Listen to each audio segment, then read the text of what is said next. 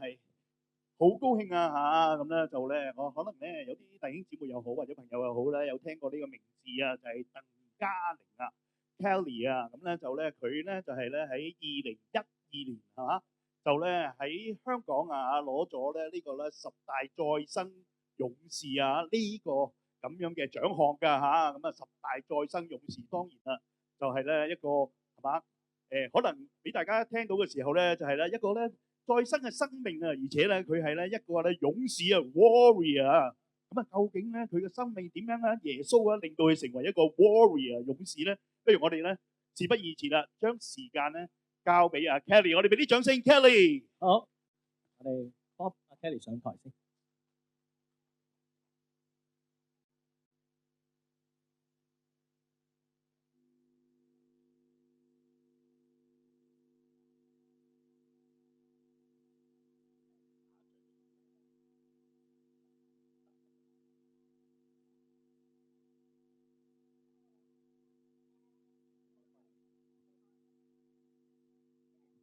可能我習慣咗把聲比較大，所以揸咪都唔覺得自己。我習慣我的聲音很大聲，開了麥也不知道。OK， 好各位弟兄姊妹、各位來賓早晨。弟兄姐妹、來賓早安。好想同大家分享啦，我每次去到教會咧，特別主日。很感恩可以跟大家分享，特別是教會來到主日的時候。我覺得神嘅同在咧係更加強大。我覺得神的同在是很強的。因為逢係第7日嘅時候就係我哋嘅安息日。因為每逢7天就是我們的安息。所以咧，我哋都要安於喺神嘅裏邊得到休息。所以我們要在神面前得到休息。但係點樣俾我哋更加可以喺神嘅裏邊加力咧？但怎樣我們可以在神面前加力量呢？我會希望透過今日嘅見證裏邊能夠俾到大家一個鼓勵。希望今天的見證可以給大家鼓勵。剛才咧黃牧師咧都有好簡單地介紹咗我自己少少嘅背景。剛才 Ricky 牧師介紹了我簡單的背景。係啊，我先知咧就患上一個疾病叫做成骨不全症。我現在患了一個疾病叫成骨不全症，俗稱咧叫做玻璃骨。俗稱玻璃骨。出世嘅時候咧，其實父母都冇諗到自己第二個小朋友竟然先天殘障。我的父母出生就是第二個小孩子生出來的時候，沒有想過是天生殘障的。我相信咧，在座都有好多為人父母嘅弟兄姊妹。相信當中有為人父母的弟兄姐妹。所以當知道自己嘅小朋友係患有先天嘅疾病嘅時候咧，係好晴天霹靂。當知道自己的孩子患有先天的疾病是晴天霹靂。亦都係因為咁樣喺以前80年代嘅時間咧，接納或者認識殘疾人士咧，都係比較缺乏。在80年代的時候，接納或者認識殘疾人士是比較缺乏的。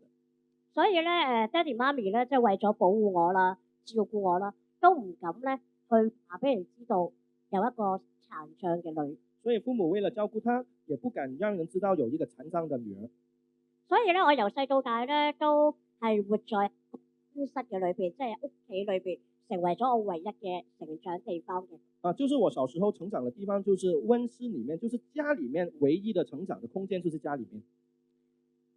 細個嘅時間咧，亦都係對我嚟講係一個最大嘅挑戰，唔係單純限制咁簡單。我小時候對我的挑戰不單純是限制，而係因為我嘅病而令到我嘅骨好脆弱，周不時都會出現骨折嘅情況。而是我的病令到我的骨頭很容易很脆弱，容易有骨折的情況。咁所以咧，父母要照顧我嘅時候咧，都係非常之艱難。所以父母要照顧我是很艱難。所以可以感受得到咧，其實我父母唔單止係心靈嘅打擊，其實體力上都係好唔容易度過。我知道父母不單止心靈上的打擊，體力上也不容易度過。所以咧，其實心裏面我好想好似我哥哥咁樣，我哥哥本身咧就係健全嘅身體，佢好似同一般小朋友咁樣返學讀書。我小時候很想好像我的哥哥一樣，他是健全的，可以一起去上學讀書。所以我由細到大都好想好似佢咁，雖然讀書好艱難，會被父母咧鞭策嘅，但係我好想感受呢種感覺。我小時候很想有機會去念書，雖然會被父母鞭策我念書，但是我很想感受這種感覺。好，我哋不如睇下下一張。我先看看下一個照片。這是我小時候的時候。係啦，呢個就我 BB 嘅樣啊，睇望落去咧，好似同一般小朋友咧 BB 都冇乜差異。就跟一般的小孩沒有差別。但係大家而家可以睇到我已經長大成人，我嘅個子只係維持大概2-3歲嘅身高。我現在長大成人，我的個子維持2-3歲的高度。而骨骼嗰方面咧都睇到嘅，其實我腳咧係成為一個 O 字形，甚至咧我嘅身體各處咧都出現扭曲嘅情況。我的腳也成為一個 O 型，我身體各方面也扭曲。所以由細到大咧，我都未正式咧可以企喺地下企過一步。我從小到大沒有正式的站立過一步。身體嘅限制或者心靈裏邊嘅一啲嘅要經歷嘅嘢咧非常之大，但係我心中裏邊仍然有一份盼望。雖然身體跟心靈裡面經歷很多的困難，但是我心中有一份的盼望。我好希望咧能夠咧可以過一個健全人嘅生活，好想同大家分享一個異象。我很想跟大家就是可以經歷健全人的生活，也跟大家分享一個異象。基於咧我細個特別我7歲之前咧，因為被即係嗰個骨骼或者嗰個肌肉咧努力啊，咁所以咧仲係未識得坐嘅。我7歲之前呢，因為那個骨骼肌肉沒有力量，還是不能站立的，坐着的。所以咧就只可以咧過一個咧躺臥式嘅生活，無論吃喝玩樂都係。我只能過一個躺臥式的生活，無論吃喝玩樂一樣。正當我每一日只不過只可以望住一個天花板同埋4埲牆嘅時候，正當我每一天看着天花板還有4堵牆的時候，突然之間我印象好深刻嘅一個畫面喺我腦海出邊，到而家我都依然好記得。突然間有一個很深刻的畫面在我腦海中出現，到今天我還記得。我睇到一個嘅畫面，我面向好多人喺我前面，我喺度講嘢。當年我看到一個畫面，我面向很多人，我在說話。但我唔知道自己講啲乜嘢，我只係知道我眼前好多人望住我，就聽緊我講嘢。我當時不知道我對着人說什麼，但是我知很多人聽着我講話。呢個畫面出現之後咧，我就冇刻意再擺喺個心上面啦。這個畫面出現之後，我沒有刻意的放在心中。但係如今，彷彿就喺大家嘅眼前，呢一個畫面就係呈現喺現在。但是如今，仿佛呈現在大家的眼前，非常之奇妙嘅一個異象，非常的奇妙的一個異象。但係喺我成長嘅道路裏邊，的而且確都要經歷好多艱巨。但是我成長的道路上面經歷很多艱巨。但係艱巨之中，我好感謝神，佢賜俾我一個喜樂嘅個性。艱難的當中，也感謝我的上帝，他賜給我一個喜樂的個性。我好中意笑，我好中意同人講嘢表達，所以剛才咧，我唔用咪，我都唔知點解講嘢可以咁大聲。我喜歡笑，喜歡跟人表達交流，我不用咪也可以很大聲的。呢個係咪就係神俾我嘅恩賜啊？這個是不是神給我的恩賜？以前我唔知咩叫恩賜。以前我不知道什麼是恩賜。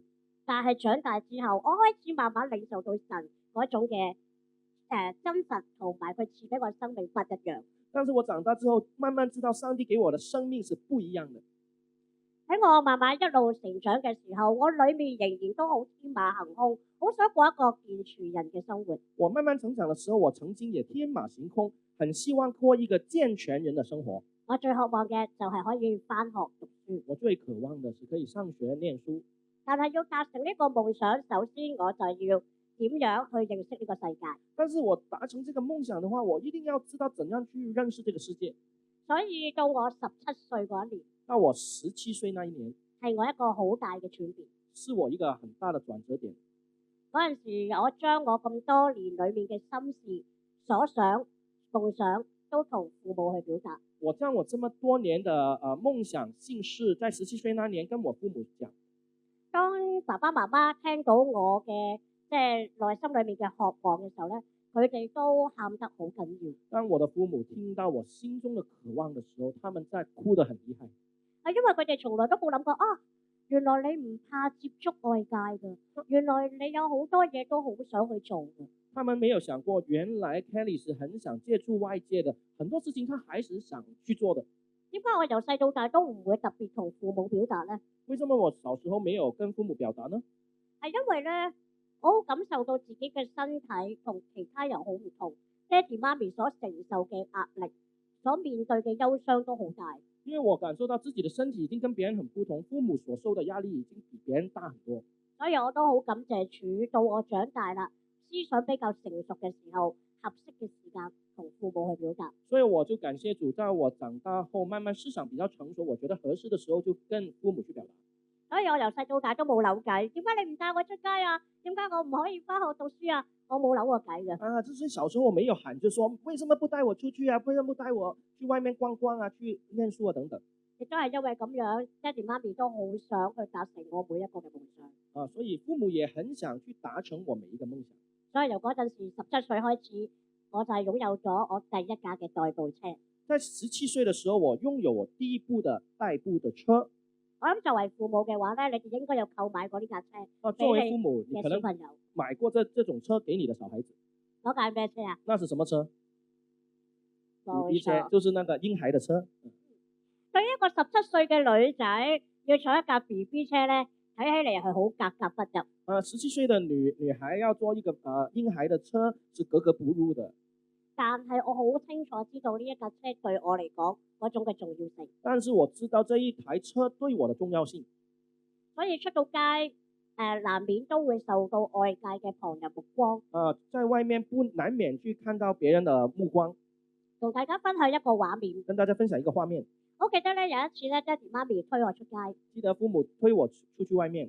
我哋正當等緊馬路嘅時候咧，身旁有一位伯伯。我正當過馬路的時候，我們身旁有一個老婆婆。正當大家等緊過馬路綠燈啦，同呢個伯伯同步地去過馬路。綠燈啦，我們準備一起同步過馬路。腳係向前㗎，但係伯伯嘅頭咧係一路回望住我。老婆婆的腳是向前的，但是他的頭不停地回望，看着 Kelly。大家可以想象一下個畫面，當你嘅腳向前行緊過馬路，但係你個頭係一路回望住我時候嗰個情景。但是你可以想象到一直向前走，不停地回望着他的那個情景。爹哋媽咪見到嘅時候好難過。父母看到這個畫面，他很難過。甚至佢會講：點解要望住佢咧？佢只係想做自己喜歡嘅事啫。父母還說：為什麼要這樣看着他？他只是想做他喜歡的事哦。或許我可以有好多嘅理由去話俾自己聽，不如翻屋企做翻一個溫室嘅小花啦。或許我可以很多的理由說，還是回家我做一個溫室裏面的小花朵，咪唔會被人望，或者眼神之中，父母亦都唔會再被傷害。就是我不出去，我就不會被人望着我，父母也不會再受傷害啦。但正因為呢一個畫面，令激發我更加要堅持去要連同我嘅父母一齊去克服呢個困境。正是這個畫面，讓我的心中覺得要跟我的父母一起去克服這些困難。所以隨後嘅時間，由 BB 車轉化到手動嘅輪椅。後來用這個嬰孩的車進化成為一個手動的輪椅。到我24歲嗰一年呢，終於達成我嘅夢想。24歲的時候，我達成了我的夢想。我咧認識一位嘅 auntie，佢係任教咧毅進課程。我認識一個auntie，他教這個毅進嘅課程。佢就問我 Kelly， 既然你咁想讀書，不如試下啦。Kelly， 你這麼喜歡念書，不如你也試試看呢？但係咧，毅進課程嘅程度咧，其實係等同中學嘅程度。跟這個毅進嘅課程嘅程度是等同於中學嘅程度。但係其實我完全係零基礎，嗰種嘅基礎係源自喺邊一度？其實喺我家中裏面嘅成長，自學中文㗎咋。那個基礎在哪裡呢？其實我在家中成長，自己學那個中文。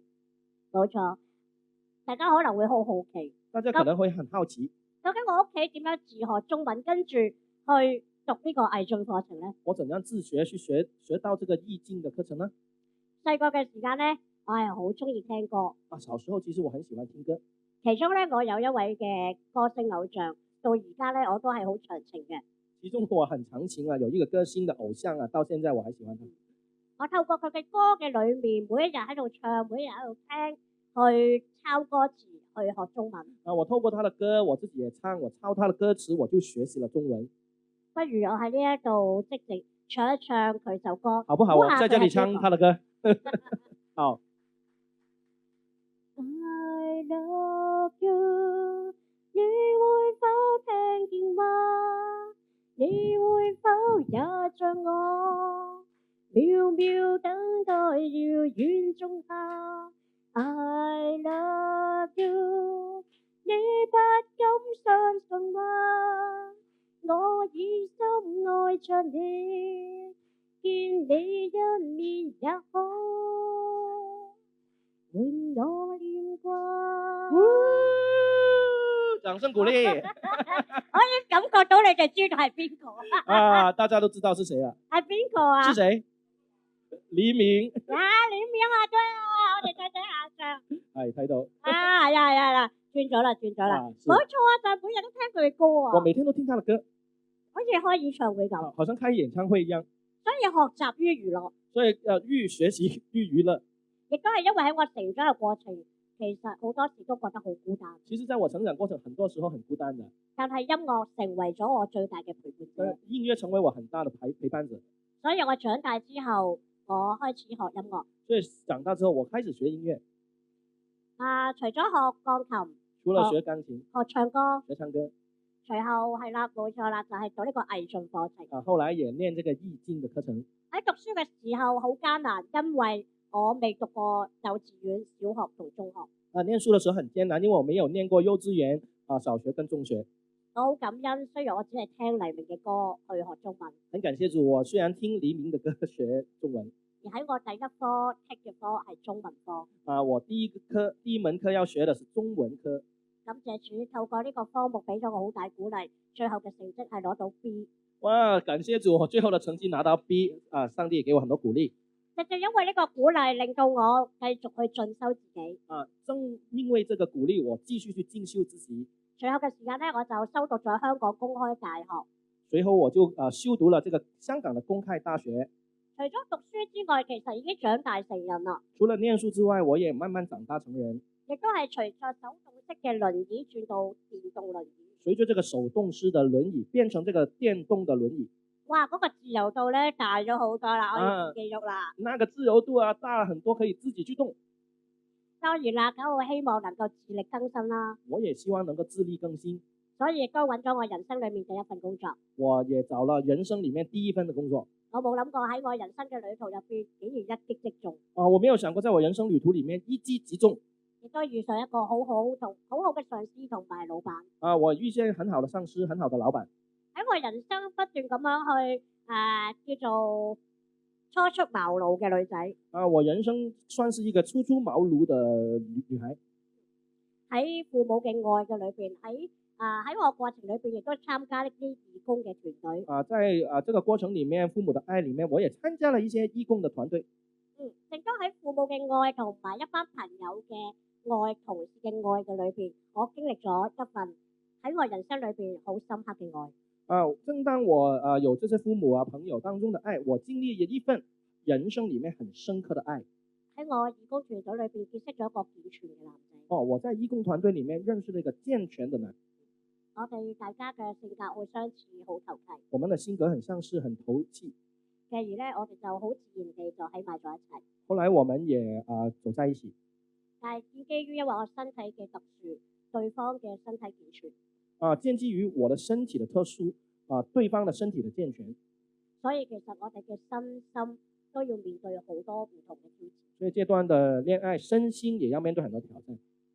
其中我諗最大嘅挑戰，亦都係反映到自己一個比較任性嘅個性。其中一個挑戰可以反映了我自己一個比較任性的個性。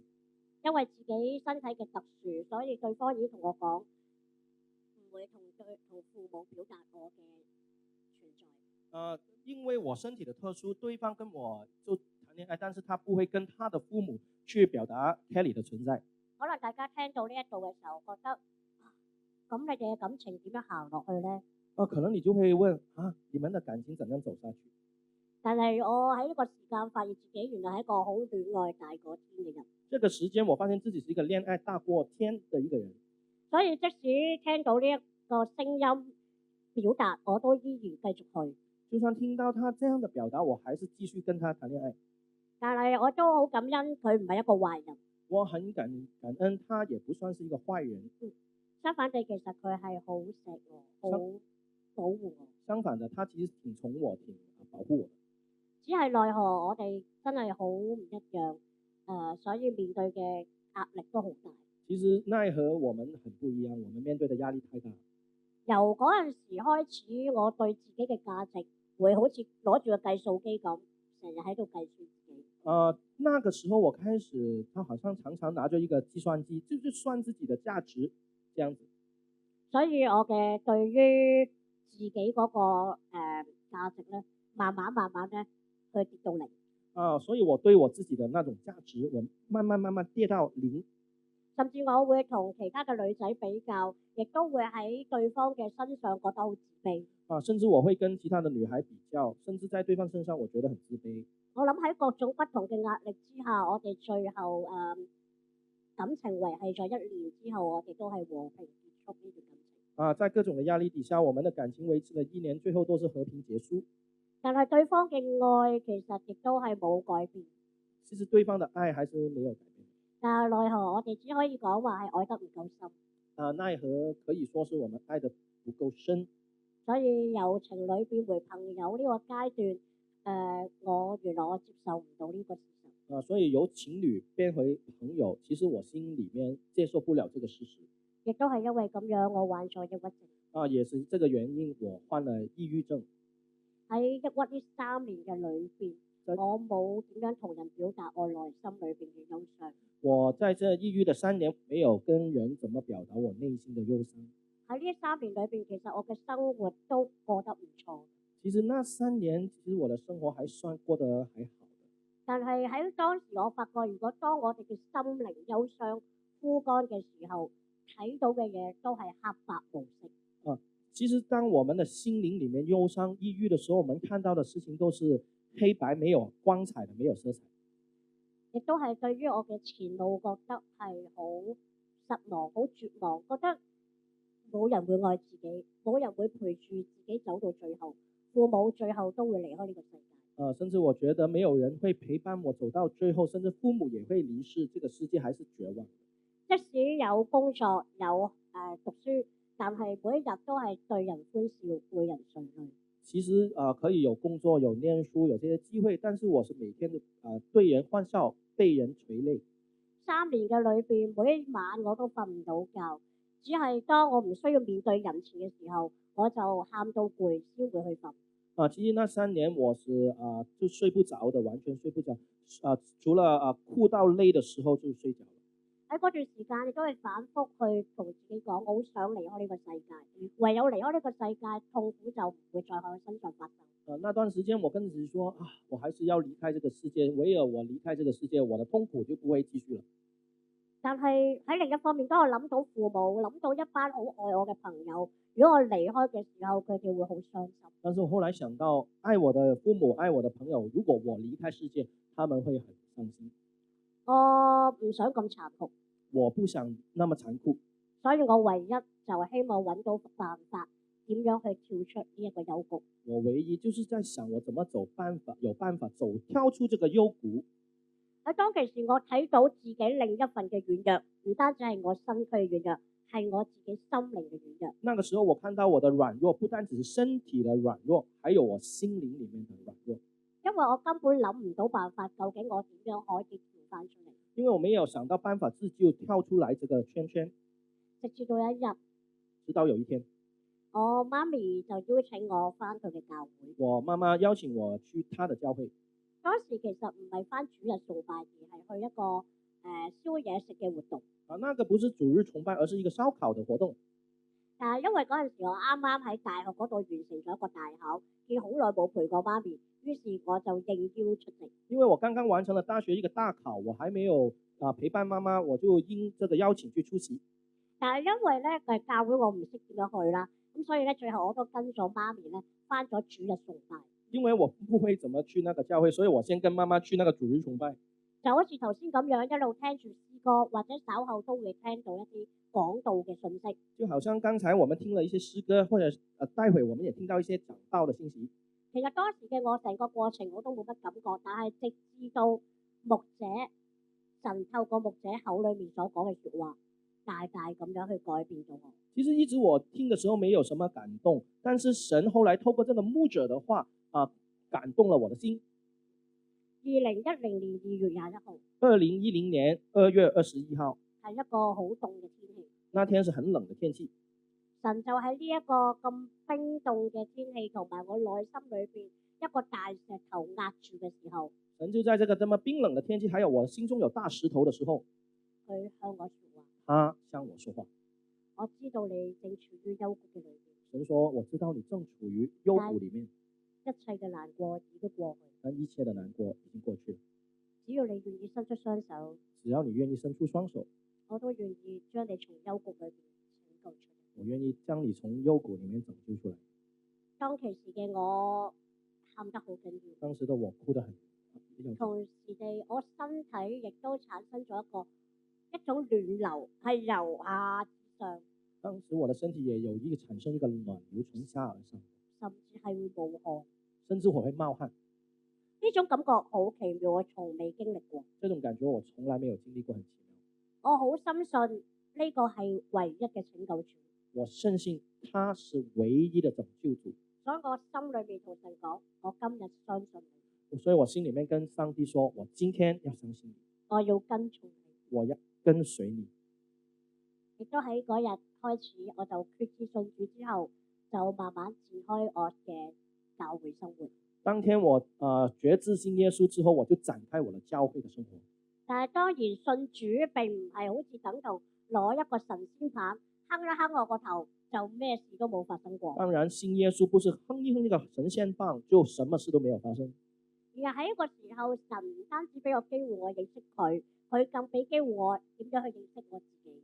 上帝其實給我機會，不單止認識他，也慢慢認識我自己。以前嘅我唔會敢於表達自己嘅需要，所以有好多內心嘅唔開心咧，其實好多人都唔知道。慢慢咧就係因為咁樣，就抑鬱症其實都係好多嘢累積。其實以前我不懂去表達自己，也不敢於表達自己的需要。其實慢慢來講啊，抑鬱症也跟有關。但係認識神之後，佢令我嘅生命變得不再一樣。但是認識耶穌之後，他讓我的生命不再一樣。好，我哋下一張。見到一班小朋友。大家看到一批小孩子。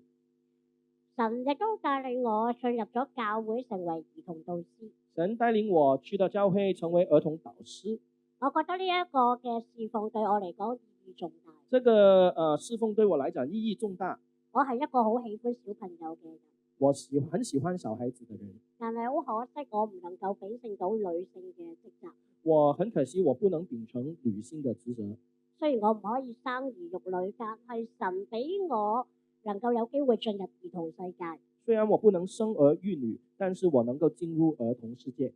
能夠俾我將呢份愛可以俾更多嘅小朋友。能夠讓我將這份愛給更多的小孩子。轉眼間已經15年嘅時間。轉眼已經15年的時間。呢班小朋友已經讀大學啦。這些小孩子已經念大學了。睇住每一個小朋友成長。看着這些孩子成長。雖然我唔係佢父母。雖然我不是他們的父母。但我感受到從前爸爸媽媽對我嘅愛。但是我感受到從前父母對我的愛。每一個小朋友就係好需要愛。每個小孩子都很需要愛。以至到長大之後感受到愛嘅重要。以至長大之後他們感受到愛的重要。愛唔單止係俾我哋認識嘅人。愛不只是給我們認識的人。耶穌去到唔同嘅地方去傳福音，去接觸好多人都唔敢接觸嘅人。耶穌去到很多的地方傳揚福音，去接觸很多他們都不敢接觸耶穌那些人。耶穌只係抱住一個宗旨，就係愛。耶穌抱着一個宗旨，他是愛。所以我好感謝神，同樣嘅都係15年前，佢使用我嘅口為佢作見證。所以很感謝上帝，我15年前他開始使用我的口為他做見證。鄧嘉玲係一個好普通嘅名字，好普通嘅一個生命。鄧嘉玲 Kelly 是很普通的名字，很普通的生命。但係原來佢話俾我知喺佢嘅眼裏面係好寶貴。但是上帝告訴我，在他的眼中是很寶貴的，甚至係可以祝福好多身邊嘅人，甚至可以祝福很多身邊的人。正當我以前用計數機去數算自己手短腳短，我可以為身邊人做到啲乜嘢？正當我用計算機算自己手短腳短，可以做什麼呢？但係神話俾我哋知道，在人不能，在神凡事都能做。但是上帝告訴我們，在人不能，在神凡事都能做。神神嘅奇妙大能讓我知道我只係揸住呢一架電動輪椅，神讓奇妙大能讓我知道我只用這個電動輪椅，但係因為佢時刻與我同行同在，就算去到唔同嘅港、九龍、新界，甚至離島嘅教會學校，都排除萬難，可以繼續為佢作見證。但是上帝的同在令我在香港、九龍、新界甚至離島都可以為他做見證。Amen。就係咁樣，所以為佢作見證都成為咗我生命嘅使命。所以為他做見證也成為了我自己生命的使命。人活着唔係單單為自己而活，耶穌亦都唔係為自己而活，點解要降世為人啊？人活着不是單單為自己而活，耶穌為什麼要降世為人呢？因為上帝佢嘅父係召命佢嚟到呢個世間上。因為上帝耶穌基督的父是呼召他來到這個世界上。上帝嘅道都臨在我哋嘅心裏面，就係要喺地上行出佢嘅道路。上帝的道在我們心中，要我們行出他的道路。除咗喺唔同嘅地方為佢講見證，我亦都好感恩。喺過去咧，能夠為醫院院牧聯會咧去撰寫專欄。除了去到不同的地方講見，我也很感謝上帝，為了這個醫院的院牧聯會去寫專欄。能夠透過我以前所學嘅中文，去不斷累積寫作嘅經驗，去鼓勵一啲醫護同埋病人。透過我學了呢，也可以不停地寫文章，去鼓勵那些醫護人員還有病患。我自己作為一個殘疾人士嘅過來人啦，或者同路人啦，我都好想能夠鼓勵我身邊每一個仍然都係坐喺輪椅上面嘅朋友。作為一個病患的過來人或者同路人，我希望能夠鼓勵病患當中嘅人。所以咧，亦都有過去咧，亦都有喺網上做一啲嘅節目嘅主持，就係咧要話俾身邊人聽，殘疾人士都可以活出精彩嘅生命。所以我在一些網上的節目也可以告訴他們，殘疾人士可以活出精彩的生命。喺3年前嘅時間，3年前，我就睇到影音使團舉辦咗一個天下華人唱出好詩歌大賽。我看到影音使團有一個天下華人唱出好詩歌比賽。我好喜歡唱歌。我喜歡唱歌。我喺教會裏邊都有帶領敬拜。我在教會裡面帶領敬拜。嗰一刻，我同神講：神，我好想為你去唱出你嘅即係唱出你嘅恩典。我告訴神，神啊，我想唱出你的恩典。係因為當時我已經意識到我嘅聽覺已經去到最後。因為當時我知道我的聽覺慢慢去到最後了。因為我嘅主診醫生話俾我知道，原來玻璃骨呢個病。因為我的主診醫生說，我的玻璃骨這個病係會導致耳骨硬化，會令到我的耳骨硬化。所以假以時日，我就會面對失聰嘅情況。所以慢慢可能我會面對失聰的情況。唔經唔覺咧，其實我已經戴咗助聽器咧，已經有16年嘅時間。不經不覺，我戴了這個助聽器16年的時間。如今咧，如果我除低咗嘅助聽器嘅話咧，其實已經係聽唔到嘢。如今如果我拿開這個助聽器，我完全聽不到聲音。而喺對上個月嘅時間，我做咗一個聽力測試。上個禮拜我做了一個聽力測試。正當我以為自己係一個嚴重程度，正當我以為我是一個嚴重程度，但係醫生話俾我知，我已經超越咗嚴重嘅程度。但是醫生告訴我，已經超越了那個嚴重的程度。佢話俾我知道，我嘅左右耳嘅聽力只係得返1成。我的左耳跟右耳的聽力只成10%，剩下。所以當時我決定要參加呢個比賽嘅時候，我好想珍惜我現有可以聽嘅時間。所以我參加這個比賽的時候，我想珍惜我可以聽這個時間。當時係一個疫情嘅階段。那個時候還是疫情的階段。參加呢個比賽，我哋足足用咗1年嘅時間。參加這個比賽，我們用了1年的時間。有100幾位嘅參賽者一路晉身到36強。有100多位的參賽者，我們進到這個36強。喺個過程之中，唔單止要唱詩去敬拜主。在過程中不單止唱詩敬拜主，甚至點樣去作一個生命見證，成為一個好嘅榜樣。也要在人前做一個生命見證，做一個好榜樣。喺1年嘅時間裏邊，我唔單止認識咗一班志同道合嘅同學仔 Harry、朱傳道都係其中一位。1年的時間，我們也認識了志同道合的一些基督徒，Kelly 也是在當中。好。亦都因為咁樣，我好感恩喺過去嘅日子，我祈禱問神，我想為你行出更多更遠嘅路。所以後來我禱告問神，我想為你走出更多更遠的路。你會唔會應許我能夠可以賜俾我一份可以服侍你嘅工作？你可以給我一份可以服侍你的工作嗎？我晚晚都諗唔到，神就係透過呢一個詩歌比賽，俾我加入咗影音使團。我沒有想過透過這個比賽，後來我加入了影音使團，成為咗中華聖經文物館裏邊嘅行政嘅人員。我成為了中華聖經文物館裡面的一個行政同工。透過呢個中華聖經文物館一啲嘅珍貴文物，點樣可以俾人更多認識神？透過這些珍貴的文物，讓人更加的認識神。呢一個服侍對我嚟講非常有意義。這個服侍對我來講很有意義，同埋亦都有機會接觸好多嘅，也能夠接觸很多生命，見證到好多決志信主嘅朋友，見證很多決志信主的朋友。哈利路亞！更感謝神嘅，我真係大俾掌聲我嘅主。更感謝神的，我要大大給掌聲我的上帝。從前由細到大冇入學讀書。從前從小到大我沒有去學校念書。單只係聽黎明嘅歌去學中文。單只是聽黎明的歌去學中文。長大之後好唔容易完成咗3年嘅毅進課程。長大後很不容易完成了3年的毅進課程。但係斷斷續續我用咗6年嘅時間去讀大學。但是我斷斷續續用了6年的時間真正的念大學。最後喺2022年嘅時間，神亦都係帶領我能夠可以實現呢一個夢想。在2022年，神帶領我完成這個夢想。所以將一切嘅榮耀頌讚歸於我哋嘅主。我將一切榮耀頌讚歸給我們的主。所以我好希望用我有限嘅生命，我很希望用我有限的生命，能夠見證主嘅真實，能夠見證主的真實。所以喺過去嘅時間，我都喺教會讀咗一個生命導師嘅課程。在過去的時間，我在自己的教會也念了一個生命導師的課程。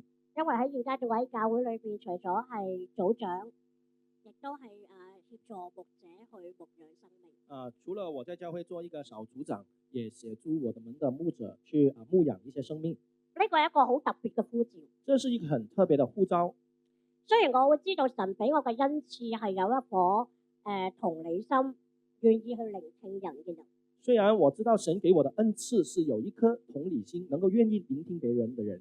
但係神竟然喺我呢一個，我唔介意俾佢去嘲笑自己啊！我經常同啲同事講，我係龍婆嚟嘅，因為我聽唔到。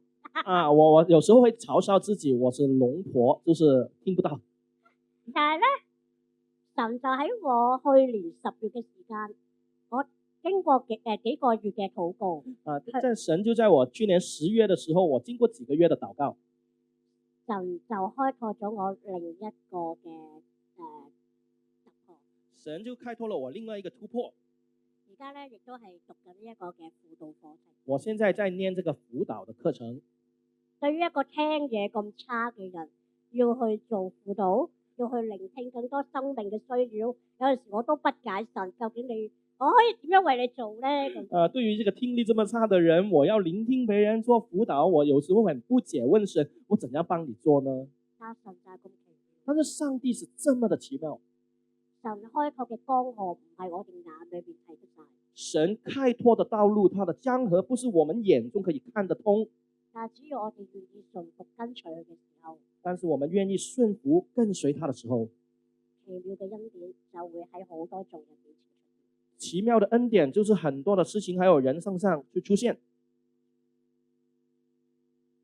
到最後，無論我嘅身體轉變如何，到最後無論我的身體轉變如何，就算醫生話俾我知將來我嘅心肺功能係成為咗我最大嘅威脅。就算最後醫生說我的心肺功能成為我最大的威脅，就算我而家骨骼不斷咁樣扭曲到，當我坐得耐嘅時候，我嘅脊椎會覺得好唔舒服。就算我坐得久的時候，我的心肺功能等等，我的支柱等等，我會有一個很不舒服的感覺。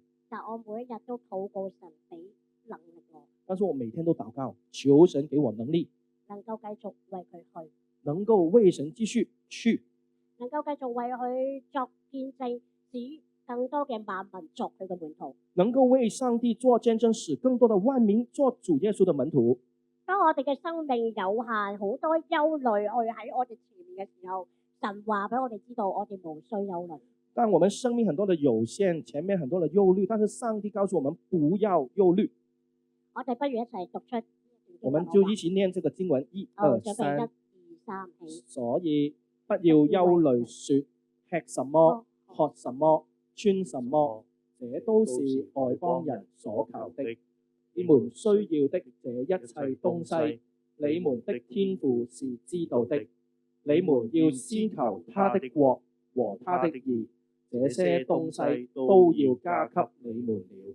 所以不要為明天憂慮，因為明天自有明天的憂慮，一天的難處一天當就夠了。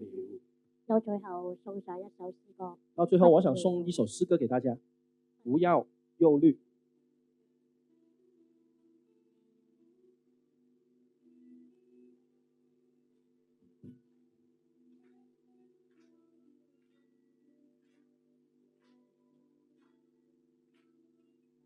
天空飛鳥，不收不種，仍天父想這樣活它。野地青草，田園百合，淚水般短暫，它都悉心裝飾。難道你不比鳥兒珍貴？愁慮也可使你的歲月變多。難道你一生就是這樣憂慮？吃什麼，喝什麼，穿什麼？你們要先祈求他的國與他的義，你所需的都要加給你。明日自有明日的憂慮風雨，一天的難處一天當可夠了。你們要先祈求他的國與他的義，你所需的都要加給你。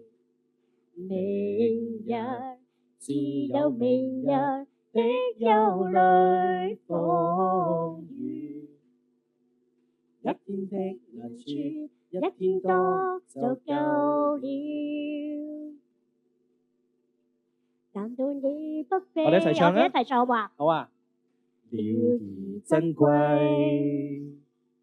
愁慮也可使你的歲月變多。難道你一生就是這樣憂慮？吃什麼，喝什麼，穿什麼？係啊，我哋要求他的國，他的義。你們要先祈求他的國與他的義，你所需的都要加給你。明日自有明日的憂慮風雨，一天的難處一天當可夠了。你們要先祈求他的國與他的義，你所需的都要加給你。明日自有明日的憂慮風雨，一一天的難處，一天多就夠了。明日，明日，只有明日的憂慮風雨。一天的難處，一天多就夠了。係啊，所以不要為明天憂慮，是的，所以不要為明天憂慮，因為明天自有明天的憂因為明慮。天自有明天的憂慮。一天的難處，一天當就一天的難處，一天當就夠了。喺呢度祝福大家，時刻喺主內裏邊喜樂平安。這裡祝福大家時刻在主裡面喜樂平安。好，咁我哋幫幫手帶翻 Kelly 去就座先。